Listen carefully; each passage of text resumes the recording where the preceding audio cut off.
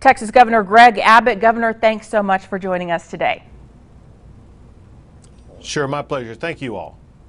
Well, let's start with the latest on the coronavirus numbers in Texas. We have seen a big spike here in Lubbock and across the state this past week. Of course, we did know this was a possibility as more businesses open up in Texas. Governor, how worried are you, or should we be, about higher numbers? Yeah, let me tell you three quick things. One is there has been an increase in the number of people testing positive. For the most part, there have been some explanations for that. For example, the day that we hit our highest mark, about 20% of those were a one-day reporting out of the Beaumont area, all coming from prison-based settings. We have seen an increase in other tests coming back from prison-based settings that led to an increase both in the number of cases as well as the positivity rate. Over the past couple of days, we've seen both the number of people testing positive as well as the positivity rate decline.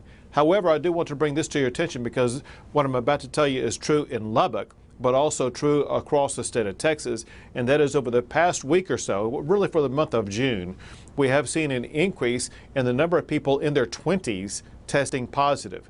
That is true in Lubbock. It is true in San Antonio. It's true in Corpus Christi, as well as many areas across the state. We believe that a lot of people have let down their guard. The summer's here, things are opening up, they feel like they can go out without having to wear a face mask, and they are not realizing this very important fact. COVID-19 still exists in Texas, in America, and across the globe. If you do not use these safe strategies, you will test positive for COVID-19. You need to wear a mask, you need to wash your hands, you need to keep your distance from others, because only you have control to ensure that you do not contract COVID-19, and the only way you can do that is by practicing those safe practices. All right, Governor. Talk about the current state of hospitalizations for COVID-19 patients in Texas right now. Listen, the number of people who are hospitalized has also increased. However, even though there are more people who are hospitalized, outcomes remain good. But in addition to that, capacity remains plentiful.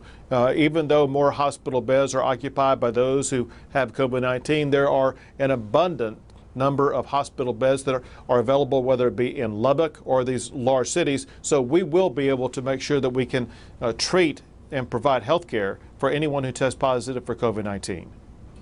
Governor, you made exceptions for the Amarillo and El Paso regions when you determined they weren't ready for expanded reopening. What exceptions are you considering for other areas that are not showing the same kinds of data with the rest of the states? First, I'm glad you brought that up because we have seen in the aftermath of those exceptions, and then once both Amarillo and El Paso have come online and they are fully engaged in opening businesses just like other regions, their numbers both in Amarillo and El Paso have been on the decline. And so we have seen a positive result by surging the resources into those regions. As a result, we will be using similar strategies in other areas across the state to make sure that we will be able to respond to any types of challenges that involves, first and foremost, surging resources into those regions. Secondly, it involves making sure that we take the measures that will ensure hospital capacity is available for anybody who tests positive. All right, Governor, what do you think public schools here in Lubbock or across Texas will look like when students return to class in roughly about 2 months? Sure. Expect an announcement maybe as early as next week on this. However, I will tell you that my goal is to see students back in classrooms, in seats, interacting personally with teachers as well as other students. This is a very important environmental setting for both the students, for the teachers, and for the parents. And so we believe that students in schools is the best outcome. This will be in part based upon maintaining the current level of the transmission rate of COVID-19, as well as making sure that schools, as they do open up, will have safe distancing practices in place until such time comes along that we have medications that are able to treat COVID-19.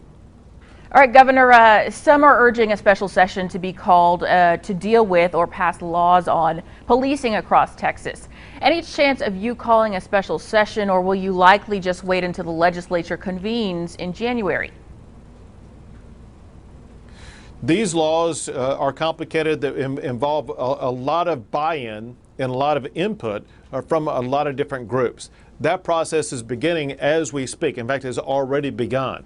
And so we are beginning the process of crafting ideas, at least, that can turn into proposed bills, that can turn into potential legislation. This is the type of thing that doesn't happen overnight.